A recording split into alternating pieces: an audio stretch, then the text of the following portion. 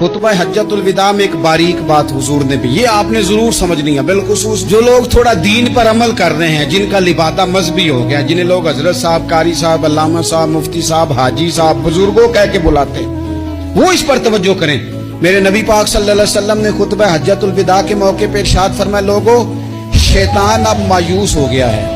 वो तुमसे बुतों की पूजा नहीं करा सकेगा, हाँ वो तुम्हें छोटे छोटे गुनाहों में मुब्तला करेगा, वो तुमसे छोटे छोटे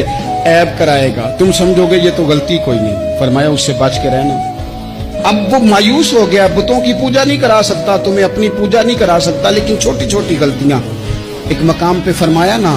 हमारे सूफिया फरमाते हैं छोटा गुनाह होना तो मोमिन उसे पहाड़ समझता है, इतना बड़ा हो गया, और मुनाफिक कहता है ये तो कुछ भी नहीं। तो अपनी जिंदगी के अंदर छोटी छोटी कोताहियां, हजरत सादी फरमाया करते थे, सैलाब अचानक नहीं आते, पहले छोटा सा सुराख होता है दरिया के किनारे, उसे बंद ना किया जाए फिर बड़ा हो जाता है, फिर वो टाइम आता है कि बंद टूट जाता है, बस्तियां डूब जाती हैं। पहले छोटा गुनाह इंसान करता है, छोटा,